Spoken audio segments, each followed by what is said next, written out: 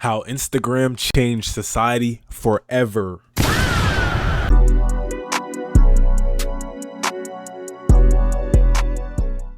By moon. Let's tap in. Let's see what we got. Instagram is destroying society, but Instagram used to be a great site. It was founded by a man who rejected employment at 3 of the biggest tech firms, Twitter, Facebook, and Google, because instead the founder wanted to make a positive change on the internet. His app's algorithms and ads would be hand-selected by him and only his tiny team, which is why Instagram rejected data harvesting. They rejected the toxic aspects of social media to create something healthy, something that would revolutionize photo sharing and photography. By doing this, Instagram amassed 10 million users in just 10 months of its launch.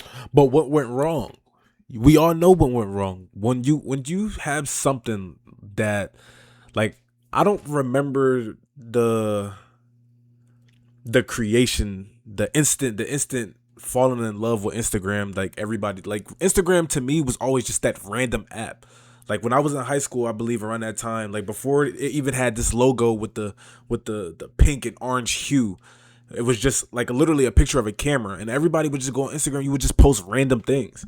You know what I'm saying? Like, it wasn't so like it wasn't like this thought out process that it is now today. But where I was initially going with this is, it's the same thing that happens when you have something that grows so much unexpectedly.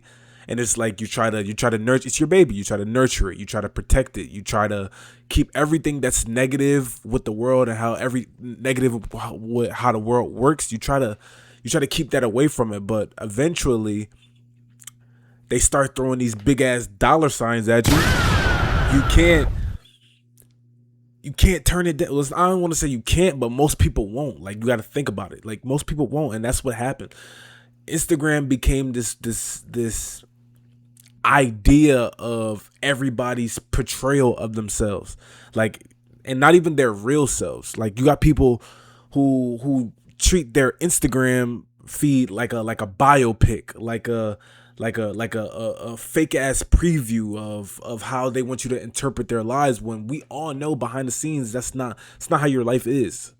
Some people maybe, but for majority, no, that's not how your life is. And that's one of the reasons why I slowly fell like out of love. I don't even think I was ever in love with Instagram. Instagram is fun as an app. It's an app. Treat it like most people, like, they treat it more than that, but just like, it's an app.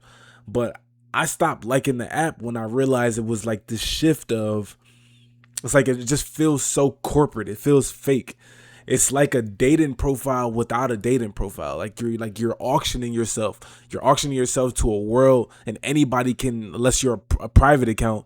Most people like are a public account. You're auctioning this idea of yourself to the world that anybody can tap into at any time.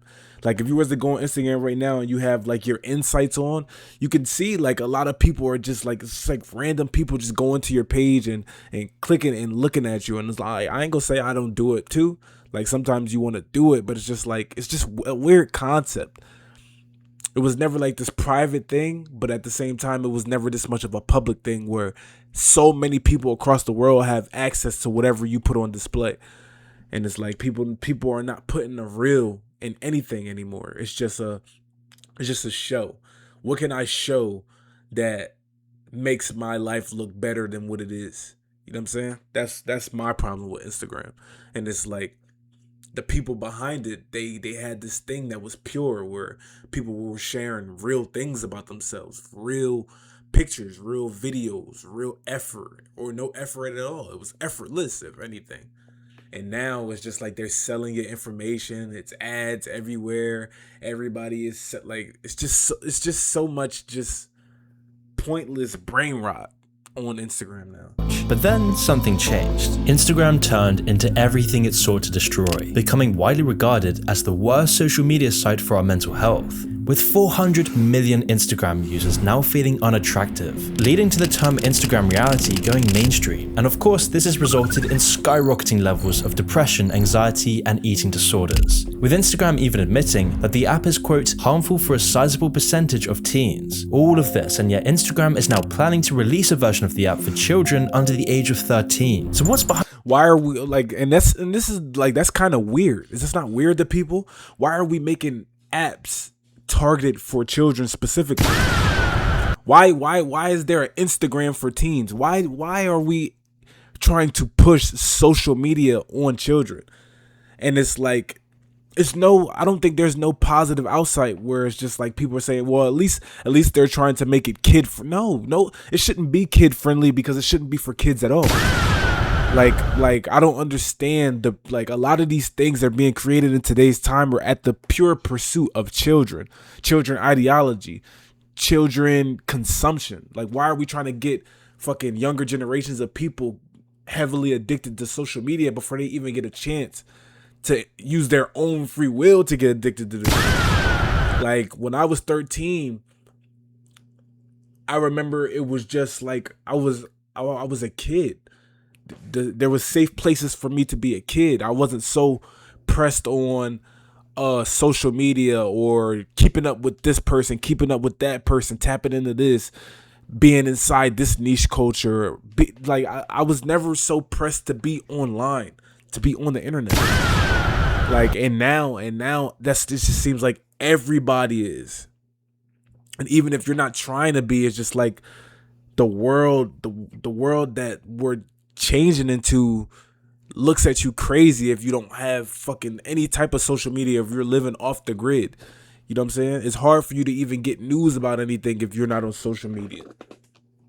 But it's just like, we got off track. Why are we targeting kids? That's my thing. Why are we targeting kids? Find the change in the app. What made Instagram so toxic? Well, once you understand how Zuckerberg manipulated Instagram and its co-founders for personal gain, you start to understand the bigger picture of what Instagram really means for Facebook's future and what this means for us. And trust me, in the next 5 years, it's gonna get bad. But to understand why, we need to go back to where it all started. Kevin and Mike were seemingly normal kids with an affinity for coding. Although little was public about Mike's early life, Kevin, on the other hand, was particularly destined to work in tech. His parents were both from a corporate tech background, and Kevin spent much of his childhood gaming and designing his own levels. This early interest led him to study management science and engineering at Stanford, and it was at Stanford that Kevin Systrom would meet his fellow co-founder, Mike Krieger. During his studies, Kevin was exceptional, being accepted into the highly selective Mayfield Fellows program, where he would take part in an internship program at startup companies. One of these startup companies he would work at was called Odeo, later known as Twitter. However, Kevin Systrom would only leave after a few months, but not until he made essential connections with Twitter's founders. It was these sorts of newfound connections in Silicon Valley that also meant he would cross paths with Mark Zuckerberg. He was actually offered a job at Facebook, but declined the offer to instead study photography in Italy, which, to make clear, meant that Kevin Systrom had narrowly avoided jobs at two of the biggest tech companies. He had no idea on the missed potential, and instead of making billions, he would cash his chips in on studying photography instead. Something that would actually surprisingly pay dividends later on. And over the next few years, Kevin would work for a few different tech companies. He even spent some time working at Google, but his passion still lay in building something.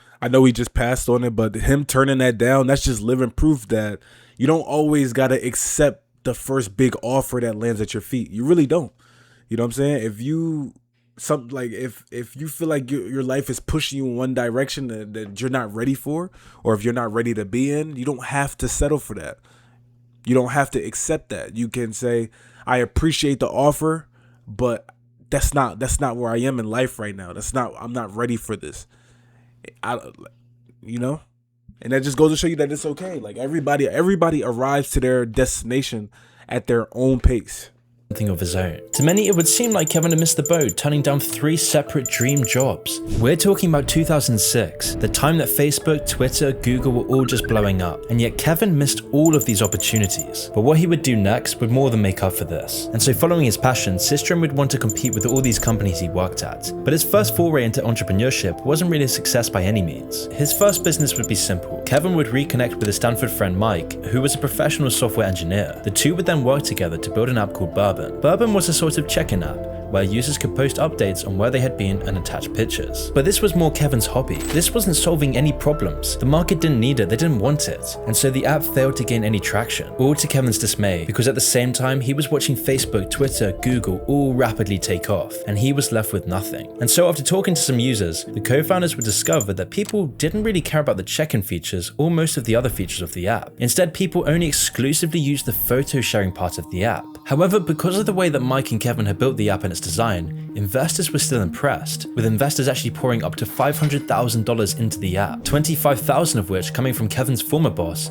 Jack Dorsey. But even with this cash injection, Bourbon was destined to be dead in the water. An app with 500,000 backing only had 100 users, with most of the users only preferring the photo sharing technology anyway. Kevin was faced with a crisis. What was next for the company? If this failed, he would lose all his reputation and the connections that came with it. He would be an embarrassment. All the opportunities he missed for this, the founders were now faced with a very hard choice. Should they preserve their current idea or throw it all away and start again from scratch? Considering the fact that pretty much no one's heard of Bourbon, it should be obvious what route they went down. But on this next venture, they would learn from their mistakes. Instead of trying to find a use for the current technology itself, they would instead find a problem that needed to be solved first. And so the pair worked on what Bourbon did best, the mobile photo sharing. At the time, the current way that people were sharing photos online was just full of problems. The main one being that uploading a photo would just take ages. And so the founders would solve this problem by beginning the process much earlier than other apps. Instead of starting the upload process as the last step, Instagram would instead start uploading the photo much sooner, which would lead to much quicker upload times. However, the biggest problem they would solve was that mobile pictures just didn't look very good. So the founders would come up with multiple solutions for this. First, they shrank the photos down to a much smaller square resolution, making photos look good on any phone, meaning photos on Instagram just seemed way more focused. This even helped with the upload problem. Smaller photos meant smaller files, which meant quicker uploads. However, Kevin and Mike's other solution for the poor quality problem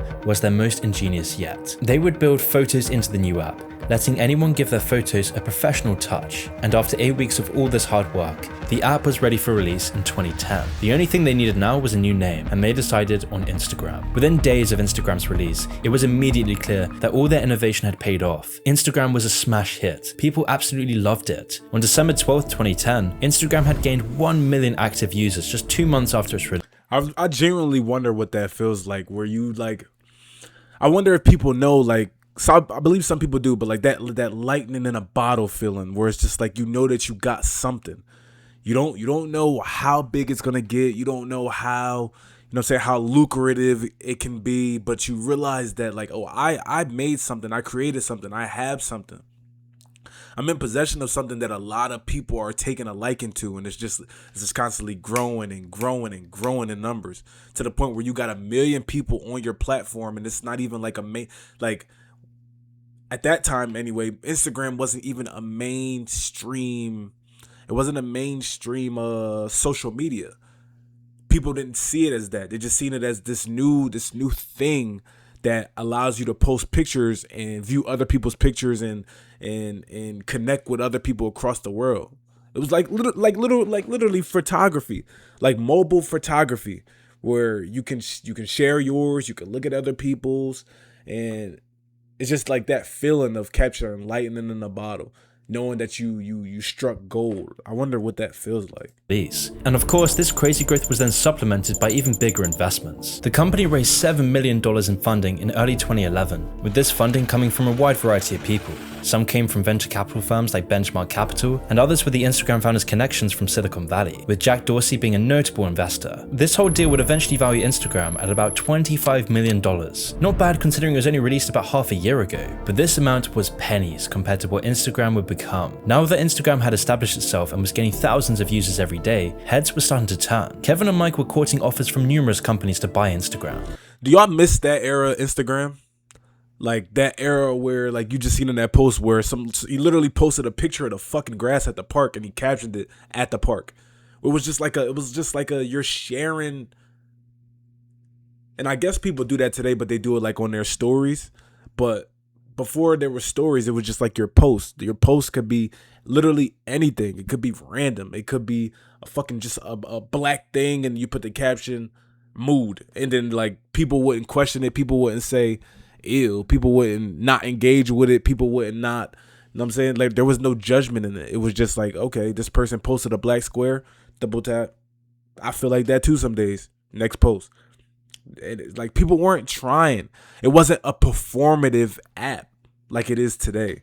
And the day-to-day work didn't pause for these deals either. Instagram required constant attention, especially because the founders didn't want to use an algorithm out of fear that it would be exploited. Instead, Instagram's small team of 12 would have to manually choose which photos were promoted on the platform. Whilst this was a stressful task, it ensured a certain level of quality on Instagram's homepage, and this hard work was paying off for Instagram massively. It seemed like the app had just unlimited potential. Firstly, the app had massive growth numbers. In June of 2011, around 8 months after its launch, Instagram had amassed 5 million users, which would go on to be 10 million just 2 months after.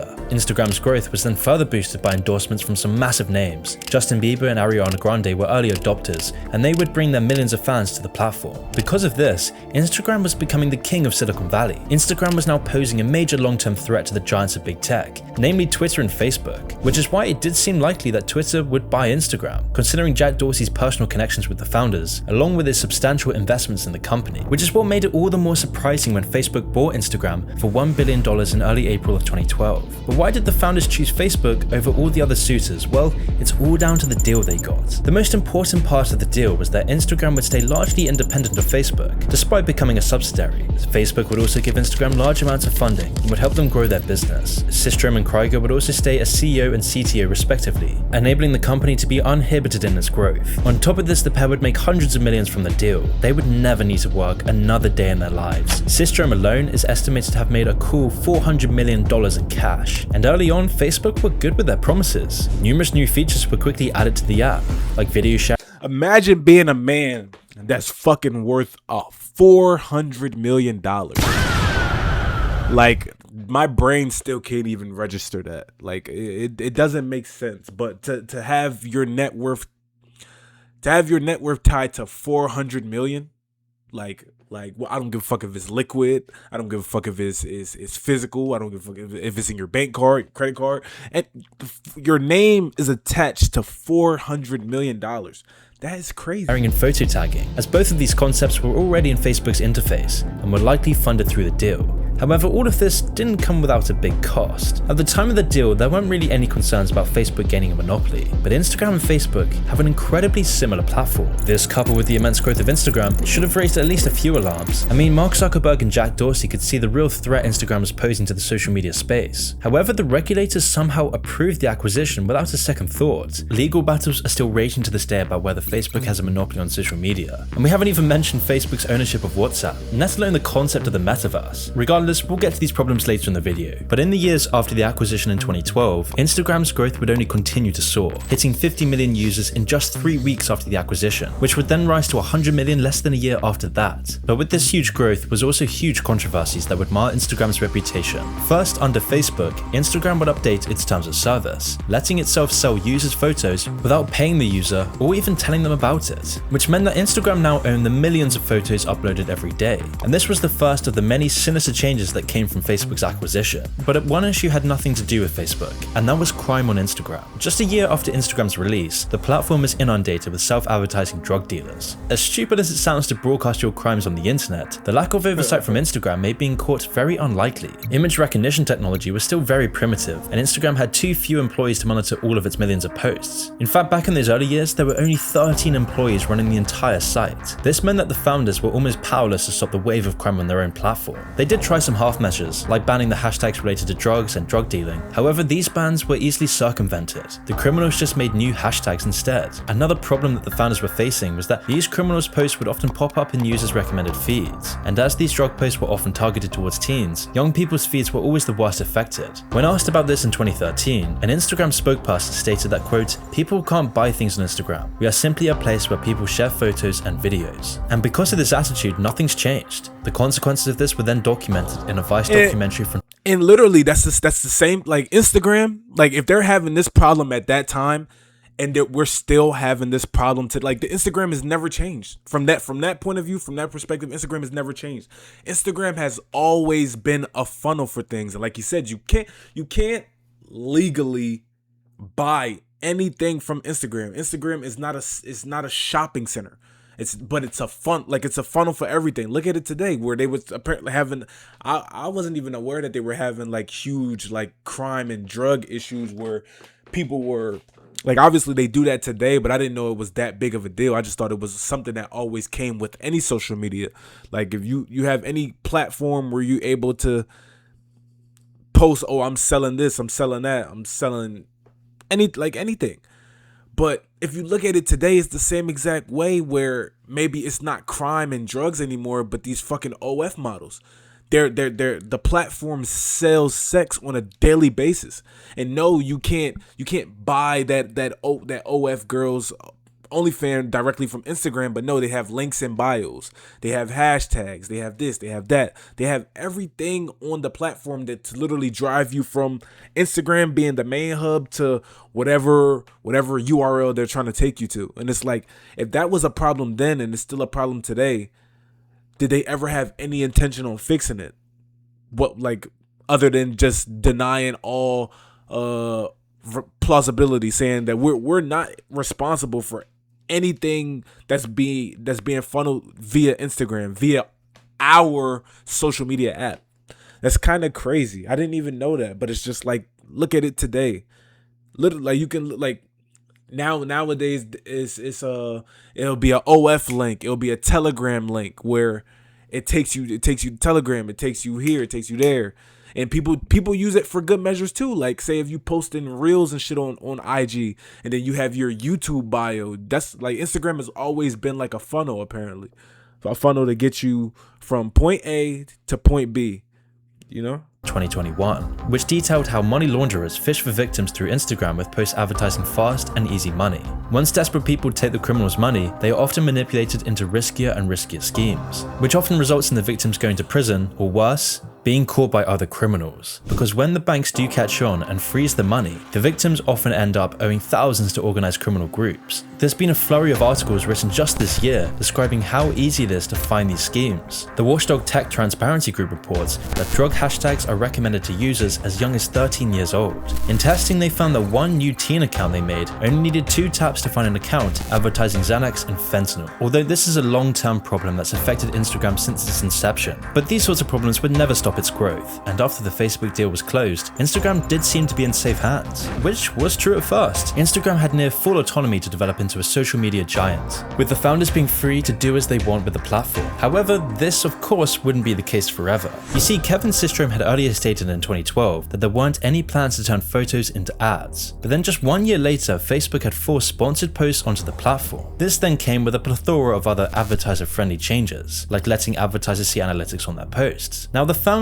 never really wanted to spam their site with ads, but Facebook did. Facebook needed to make Instagram profitable, which on the surface would sound reasonable, but eventually this would have dire consequences for the platform, consequences that were bubbling under the surface. But on the surface, everything did seem to be going great. Instagram was becoming profitable, and by the summer of 2016, Instagram had amassed 500 million users. However, inside the company was a conflict brewing, as this huge influx of users was both a blessing and a curse for the founders. Whilst it must have felt amazing to see the product you worked so hard on become a worldwide phenomenon, this newfound size would also bring its own new problems, because Instagram was getting dangerously close to outshining Facebook. Instagram was actually getting to a point that it was threatening Mark Zuckerberg's baby, which is why other social media integration was then stripped away from Instagram, with solely Facebook being promoted instead. And in the following years, Facebook would continue to undermine Instagram's independence, with Zuckerberg forcing the founders to put more advertising on the platform, even though this was something the founders completely. And this is my problem with like understanding business and understanding social media, and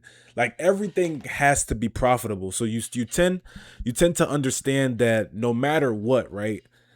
The purity of that initial deal and being bought out by Facebook and maintaining independence, all of that was just a matter of how long, you know what I'm saying? How long are we gonna allow you to be the independent corporation that you thought that you were going to be when you signed that deal?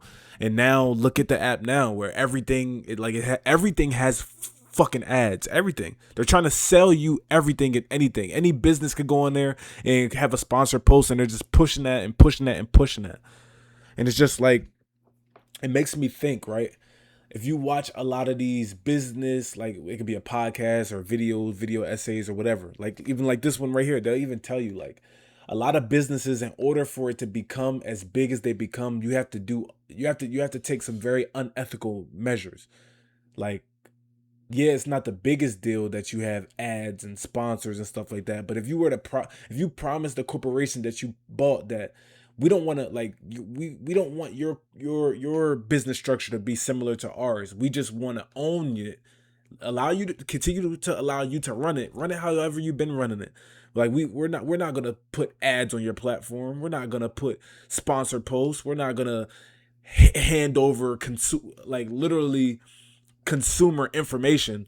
Like now look at Facebook and Instagram. Like they're how do you think your algorithm knows what to show you, what to sell you, what to tempt you with? They're literally selling your information to corporations and allowing these corporations to solely sell you shit that they know there's a higher chance that you're going to buy it, because this is what you've been searching up, this is what you interact with, this is what you've been liking, this is what you've been commenting on. It's just nasty business structures time and time again. But it's just like, I believe in order for something to be as successful as those two monsters, as be as successful as an Instagram, be as successful as a Facebook, be as successful as a Twitter or X, you have to take very, very, very drastic, unethical measures, and it's just nasty. It's like business when you're at that level is nasty as shit. Disagreed with, because until now, Instagram had only allowed specific brands to advertise on the platform. This highly created choice of adverts was user-friendly and in keeping with Instagram's brand. However, Facebook's system was much more profitable, which allowed the highest bidder to place whatever ads they wanted on the website, which would inevitably lead to lots of ugly, flashy adverts that would plague the platform. Not to mention compromising Facebook's algorithms. For the founders, this was unacceptable. It completely conflicted with Instagram's focus on minimalism and quality. And this was just one of the many problems that were now bubbling away underneath the surface. Civil war was brewing. A quick word from our sponsor, Honeygain. Passive income might sound too you gain on Get your money, brother. Get your money, brother. Promo code that's feeding into making your photos better looking. I mean, filters were built into the app from its inception, and they're still a huge part of making your photos better looking. However, it's also becoming very common for people to enhance their photos in other less honest ways. Photoshopping was and still is everywhere on the platform. In fact, it's become so widespread that the term Instagram reality is very widely used nowadays. There's even a subreddit dedicated to exposing it going by the same name, and it has over 1 million subscribers. And you see, it isn't just photoshopping though. Instagram is full of people presenting a false idyllic life. And if these tricks don't catapult you to Instagram fame, you can even buy a fake audience. As most of us know by now, it's incredibly easy to buy bot accounts as followers. Even celebrities do it. It's estimated that Ariana Grande has over 65 million fake followers. All of these deceptions are aggregating into a massively unrealistic standard on Instagram. And the sad fact is that it doesn't really matter anymore that people are catching on to this. Even when you use the app and you understand that it's fake, it still massively affects your mindset and your mental health. If you're one of Instagram's 500 million regular users, then you'll always be bombarded with unattainable standards every single day, which leads to you subconsciously comparing your life to other people's perfect fake manufactured lives. Although this does. But I believe now when we get on this territory, right, where yes, Instagram, like you can blame Instagram, you could blame social media in general for ruining societal standards, ruining how people see the world or see themselves, and they're constantly comparing their situations to other people. It's easy to do that, but at the same time, when do we hold people accountable? When do we say, okay, maybe it's up to people? Like how we're choosing to use and consume social media nowadays. There has to be like this shared blame where like it's not just like the social media is it's like the gun conversation, right? Where a lot of people talk about gun reform, gun regulation and stuff. Is the gun the problem, or is the person behind the gun the problem? A gun doesn't kill people. People kill people. Social media, in my from how I see it, social media is only as harmful as you allow it to be. It was never like social media isn't just negative thing that was like, okay, it's created, you know that you're using it, you know that it's bad. No, how people use it ultimately determines how impactful it is on your life. If you're using it as something to be a constant comparative metric, then that's ultimately on the user. You know what I'm saying? It's ultimately on the use. It's a user compatibility issue. It's not always blame the app, blame the social media, blame this, blame that, blame the person. You know what I'm saying? I believe there's some people that use social media to just like they follow 10 accounts They probably got 10 accounts that follow them, or they follow close family, they follow the daily news or shit like that, and they get on and they get off, and it doesn't affect their life at all. And then you got the other person whose life is just so consumed in social media, consumed in world news and world ideology, where it's ruining them because they're doom scrolling the site for fucking 5 or 6 or 8 hours a day, consuming nothing but negativity, consuming nothing but things that they're not, or things that they would never be, following other people, keeping up with other people. Oh, this person hopped on a $10 million jet today. Oh, this person is shopping in Balenciaga. Oh, this person has a $5,000 fit on and they're taking pictures in it. Oh, this person is driving a Lamborghini. Like, all that stuff is on your algorithm, because this is stuff that you consume, because this is stuff that you choose to interact with, choose to engage with. When do we as a people become accountable for how social media has turned us into something that we were never meant to be, you know? Because we allowed that to happen. If the world was to just get on track and say, okay, social media is harmful, not because of what it is, but because of how we're using it. Let's take a step back. Let's get back to reality. Then I believe we would be fine. But people aren't going to do that.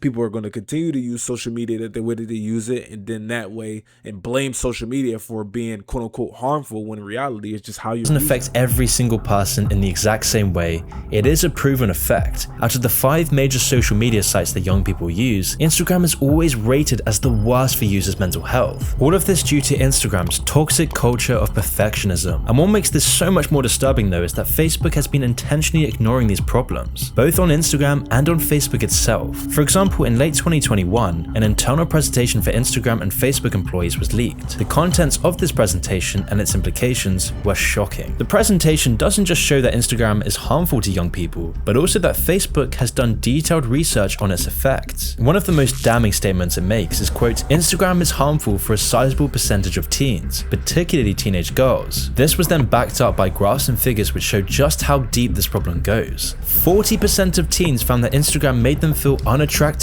and nearly 30% of UK teens said that Instagram made them feel inadequate. The presentation also stated that teens know the awful effects that Instagram has, but felt compelled to use it anyway, all because of Facebook's advanced addictive algorithms, trapping its users in a vicious cycle, where you end up searching for the next dopamine hit, where you start to feel left out and inadequate, only then to keep chasing the dopamine to get rid of this pain, chasing to see that you're not missing out today, that you might finally be doing better than others. And just like that, you're trapped in a virtual hamster wheel, and you didn't even realize it. It's all programmed by Facebook's advanced algorithms, and the best part is this is affecting all of us. And what's even sicker is that this doesn't even bring enough profit for Facebook. No, they need to exploit even more of the population. They need to exploit the most vulnerable, which is why Facebook has been getting ready to release a version of Instagram for children under 13. This sinister move was only delayed by the leak of this presentation. Otherwise, it would have probably been released. Even though Facebook does know that Instagram is very unsafe for teenagers, Facebook knows that social media is the new smoking, which is why this move clearly shows that Facebook doesn't care one bit about its users. They only paused the release of the Kids app because of the backlash.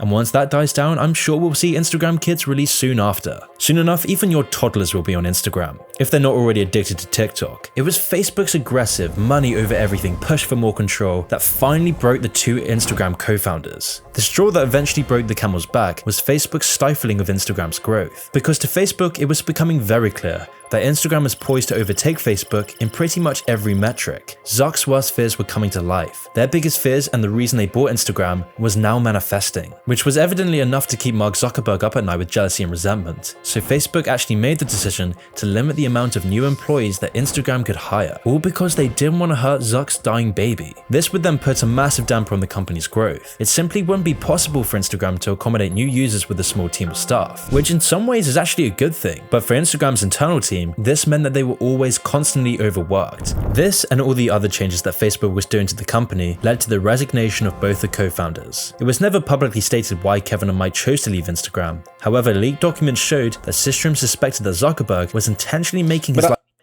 I mean, it's pretty obvious why they stepped down. It don't even gotta be explained. Like, you go watch a video like this and he just talked about it. they're fighting something larger. Like they're fighting something larger than it appears to be life itself. And it's almost like I don't have to do this. You know what I'm saying? I made Instagram into what it is. I sold it. I semi-sold it. You know what I'm saying? However you want to see it. But it's just like, I'm not about to keep fighting with you because you're trying to stun our growth. You're trying to stop us from achieving something that's ultimately inevitable. So, you know what I'm saying? It seems like unnecessary stress. It seems like unnecessary strainage, trying to fight for something that you know is ultimately not worth fighting for anymore, because y'all done already turned it into something that it was never supposed to be. So I'll just step down with my $400 million net worth and never have to work again. Like it's no harm, no foul to these people. It's really miserable to try and push him out, all because Zuck wanted full control of Instagram. He didn't want his sister running the company anymore. This was his plan all along. And so when the pair abruptly left the company, it was the final nail in Instagram's independence. Their unique vision for the company had been the key to its success. And whilst their departure left the Instagram team aimless, this wouldn't last for very long. Facebook and Zuckerberg were quick to consolidate their control of the app. It soon became clear that Instagram was to become a mere extension of Facebook. As if to rub salt in the wound, Instagram was even rebranded into Instagram from Facebook. With Facebook's takeover of Instagram completed, there would of course be immediate consequences. Firstly, Facebook moved Instagram completely onto their ad model. This would then open the floodgates to data collection and data harvesting, causing Instagram to be filled to the brim with adverts. And these adverts would be fueled on Instagram's new data collection model, which leads us on to the second change that Facebook was quick to make, and this was to apply their uniquely awful data collection policy to Instagram.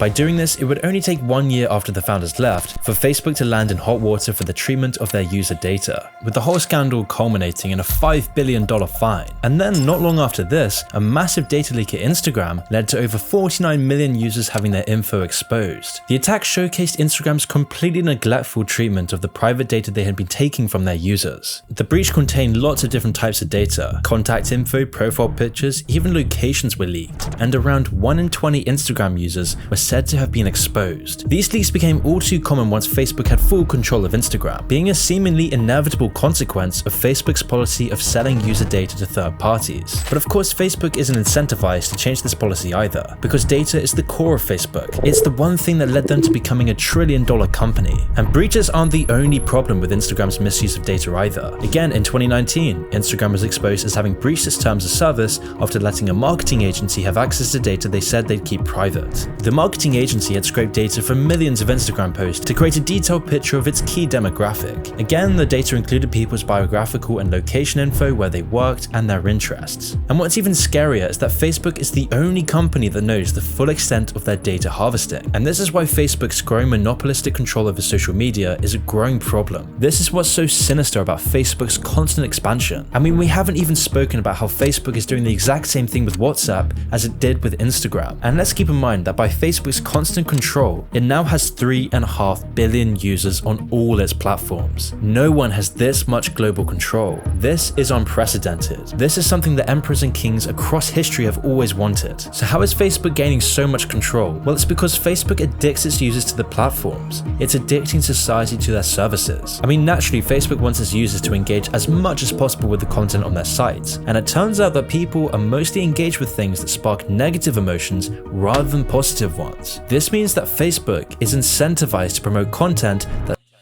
But see, it's literally what he just said. People engage with the negativity over the positivity. It's not Instagram is forcing you to look at the negativity so that's the only thing on the platform. No, it always comes down to a human thing. Like, it always comes down to a human thing. Why does Facebook have a monopoly over every fucking other social media app it appears? Because there's humans behind it that created it that just want power. They want constant control. That's what it comes down to. People. That's what it ultimately comes down to. It comes down to people at all aspects of everything. Nothing can be harmful but the person or the people that create Sows division between people. This is why we've become so divided in society, all of which was confirmed by ex-Facebook employee Frances Horgan. However, even darker is that Facebook isn't just content with their dominance over social media. They're not stopping until they have the whole online world in their grasp. This is why Facebook has rebranded to Meta and is now so invested in the metaverse. With the world moving online at a faster rate every day, having control over a whole digital universe will extend Facebook's control by an order of magnitude. Because not only will Facebook control your screen life, but Man, at the end of the day, this shit is like, it's not pretty. You know what I'm saying? And where the world is heading, if you got your head up and your head's not always so involved in your phone and involved in drama and all this shit like that, and you actually like you're well aware of how the world looks and how the trajectory of everything is going, you know we're in for some rough times. And maybe that's what it takes for people to wake up. You got to experience some rough times to lead yourself to a good time, you know what I'm saying, or the good times. It's your boy RushMoreRick. If you enjoyed the video, like, comment, subscribe. We out of here. Deuces.